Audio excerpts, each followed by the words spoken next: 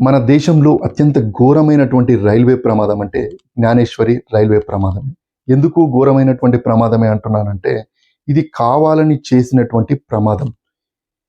మావోయిస్టులకు అనుబంధ సంస్థ అయినటువంటి PCPA, people committee against police atrocity సంస్థ అనేది మావోయిస్టుకు పార్టీకి సంబంధించినటువంటి అనుబంధ సంస్థ.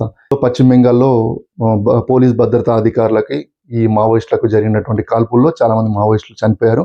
ఆ మావోయిస్టులు చనిపోయిన కారణంగా మేము కేంద్ర రాష్ట్ర ప్రభుత్వాలకు ఒక సవాలు విసురుతున్నాం అనే ఉద్దేశంతో కోల్కతా నుండి ముంబైకి వెళ్తున్న సమయంలోని పశ్చిమ బెంగాల్లోని కేమసూలి, సర్దియా రైల్వే స్టేషన్ల మధ్యలో పట్టాలు తొలగించడంతో ఆ రైలు అదుపు తప్పి కింద పడిపోయింది. అప్పుడే ఆ పక్క పట్టాల మీద పడిపోవడంతో ఆ రైల్వే పక్క దాని పైన వస్తున్నటువంటి గూడ్స్ ట్రైన్ దాన్ని గుద్దడంతో ఇంకా ప్రమాద తీవ్రత ఎక్కువగా అయిపోయి దాదాపుగా 148 మంది చనిపోయారు, 200 మంది గాయపడ్డారు.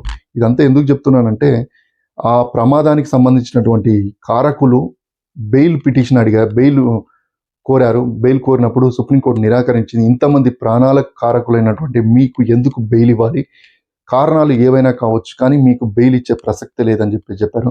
ఇప్పటికీ కూడా ఆ ప్రమాద స్థలంలో శిథిలాలు ఇంకా అలాగే ఉన్నాయి. ఆ ట్రైన్కి సంబంధించినటువంటి ఇంజన్లు, బోగీలు అవన్నీ ఆ రైల్వే పట్టాల పక్కనే ఉన్నాయి. వాటిని చూస్తూ ఉంటే ప్రతి ఒక్కరు కూడా బాధపడిన సంఘటనలు ఎక్కువగా ఉన్నాయి. ఎందుకు ఆ శిథిలాలు అక్కడే ఉన్నాయంటే, ఫోరెన్సిక్ సిబ్బంది కానీ లేదంటే వాటి పైన న్యాయం అనేది తెలియాలి ప్రతి ఒక్కరికి అనే ఉద్దేశంతో వాటిని అక్కడే ఉంచారు.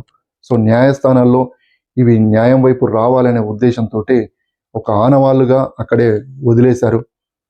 సో వీటన్నిటిని కూడా ఇలాంటి దుశ్చర్యలకు పాల్పడవద్దు, అమాయకుల ప్రాణాలు తీయొద్దని చెప్పేసి ప్రతి ఒక్కరు కోరుకుందాం. 148 మంది ప్రాణాలు పోయాయి. వారి ఆత్మలందరికీ కూడా శాంతి చేకూరాలని మనం కోరుకుందాం.